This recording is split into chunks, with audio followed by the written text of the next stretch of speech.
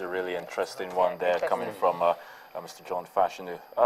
Okay, everyone is begging him to come contest for FIFA presidency, and he hasn't said that he really wants to contest. Said so. Okay, let's just hope. But I think the main message that I can pick from this, I mean, whoever it is, you know, if it's coming out of our country, Nigeria, I think we should be able to say, hey, we support. Give them our backing, you know, whoever it is. It's not just about a single individual. It's about the country right here. It's not just we supporting him. You have a confederation that you can run on a particular platform. Exactly. Now, if you're going for a particular position on the FIFA and the confederation is not backing you, it's difficult for you to even go anywhere. I mean, that's where it starts from. So CAF had, how many members? 54. So that's out of huge. 200. So that is huge. And you have 209. You want to tell me that 54, about 5 won't give to Michel Platini or maybe the Jordanian prince? So it's a whole lot of work. People should be able to... Prince Ali hasn't said he's coming back again. Well, just you're thinking he will definitely come back. Same way we are thinking. Same way we were speculating until Michel Platini came out to say it. And even Issa Hayatu, I mean, for so many years, we had thought that he would definitely go for it. He tried it before. He tried it before, but he didn't go. But look at it, he's been at the CAF presidency for ages. They're definitely going to meet again in October. So, I mean, maybe that's when they will decide if he will definitely run. But he hasn't said he's going to run. Getting into FIFA is really deep, so deep. Issa Hayatu has been there for a while to understand whether or not he should be going for this. But for Ojus or Kalu, why a lot of people won't just come out and say we support this ambition is because they're trying to be realistic. You need to be involved. Football is huge. Well, John, you heard from like John Fashion, he says he has really been involved. He's been attending most FIFA meetings and all that, which we didn't get to know, but he says he has been attending most FIFA meetings. So it simply means he knows what is going on. If he wants to contest, okay, we'll definitely support him. At least he is a Nigerian, and people were talking about what he has done for Aimba. And you talked about the fact that, okay, it's something really strategic for Aimba. Maybe just give them a private plane where they can travel instead of traveling along the road and all that. That's Cecilia. Two-time CAF Champions League winners. It's possible. I mean, TP Mazembe, they travel on their own private jet. Exactly. Some African teams even, hire private jet. But let's still stay with the league, guys, because that's very, very important. Sometimes you hear people say a country's football is a reflection of the football league. Exactly. And yesterday we were talking here, first thing first, we need to have reforms in officiating. Exactly. You mentioned security. Exactly. And good news, we're going to be having a couple of referees at the All Africa Games officiating, so that's a good step as well. Okay, I really want to talk about this. Well, it's Africa, but it's outside of Nigeria anyway. All right. Okay, let's move on now in the course of the show. Well, we're talking about the Super Falcons right now. And we have a guest who is already waiting for us. He joins us via phone, talking about the coach of the national women team, the Super Falcons. We have Christopher Danjuma on the phone right now to talk to us about what's happening in the camp of the women national team. Nice to have you on Sports this morning. Hello. Hello, good morning. All right, so well, a whole lot is happening. We presume, unfortunately, yes, it's no known good news that the Super Falcons won't be at the Olympics, but the All Africa Games is there. How are you preparing? Thank you. Having lost out in the Olympics, knowing that this is the only major competition we have for the year, I think we're doing everything possible to do our best, not only to do our best, but to make it an excellent finish. We're doing everything we can, from the invitation of players to the training, to see that we give our best shot and to do it well. Okay, you invited about 35 players to camp, and we don't have the likes of Aziza Tushola simply because she's injured, and of course Precious Dede is also not there. Now, how many players do we really have in camp right now? Because the camp was supposed to be opened yesterday. Sorry, in correction, it was not 25 or 35. I don't know what I said, 35. We invited 35 players, 12 being professionals, and 23 home days. The issue of Oshuala sustained an injury. The doctors wrote to the FA, that is to the Federation, that Oshuala is going to be out for the next 2 months. I think I was in line with Oshuala yesterday. She has started training for building her upper body, and by next week they will go to building her lower limbs. And we've been talking. For the issue of Precious Dede, football is a moving thing. Precious Dede has served a very good goalkeeper, a veteran, and highly experienced. What we're trying to do is give the junior ones an opportunity also to showcase their talent.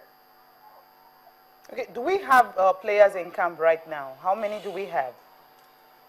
Good. The camp resumed yesterday. As at Sunday, most players played league matches across the nation. And by this midweek, which is Wednesday, tomorrow, clubs are involved in the FA Cup. So players that are in clubs not involved in the FA Cup are already in camp.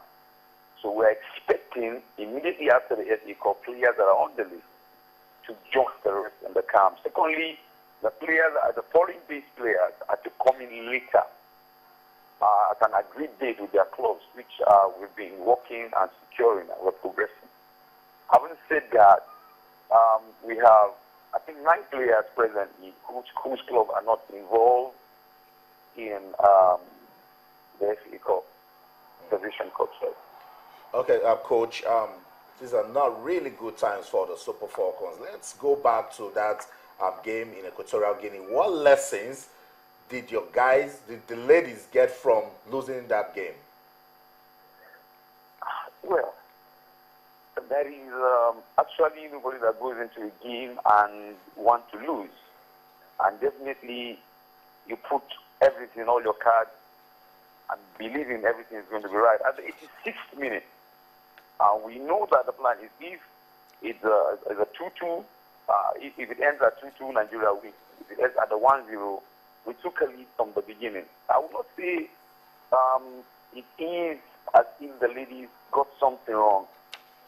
It happens in a game.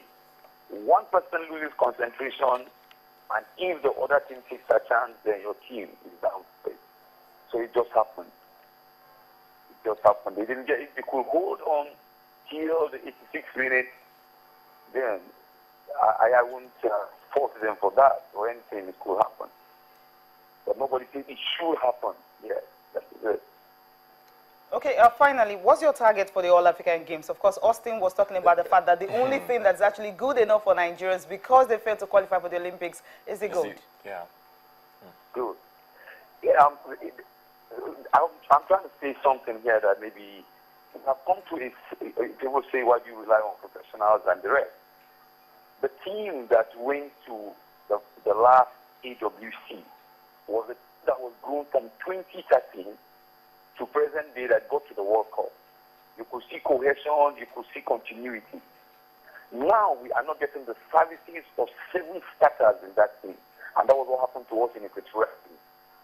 You know, it is a very short process to begin to look for substitutes or people to take over immediately for a team that has blended. We're not making excuses. Now again, that is why we're trying to put our hearts together, having called camp so early enough, knowing that the only thing that is fitting or befitting for Nigeria is to win the medal, and we have nothing short of that. That is what we're thinking about. All right, Coach. That is what we're going to ask you. Yes.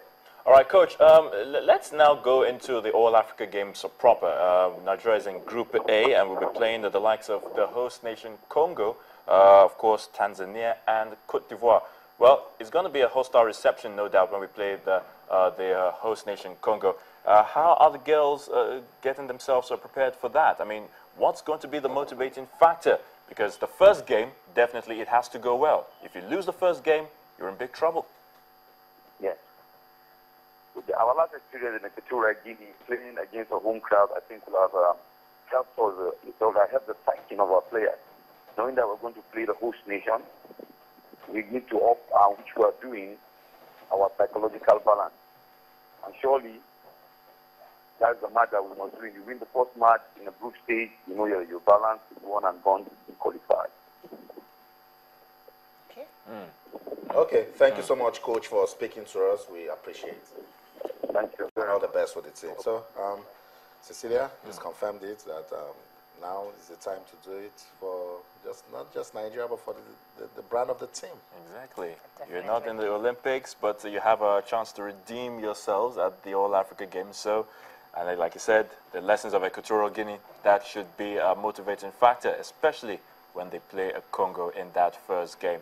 You get the win in that one, you could just be cruising all the way to the gold medal. Before we move over to the news headlines, well, Cecilia actually mentioned this before. Okay, we talked about the records at the All Africa Games, and I was actually asking you, I mean, if the dreaming team actually had the Z. Okay, Nigeria 2003, of course, they were champions. Algeria in 2007, they were champions. The last one, they did not qualify, and of course, expecting that this particular one, they would definitely come back with something. So we're wishing Super Falcons all the best, and we just pray and hope that that continues. The coach talked about will continue, and also Nigerian Football Federation gets to organize at least one friendly for them before they travel to Congo, Brazzaville. Please, NFF, organize that friendly. We don't want excuses.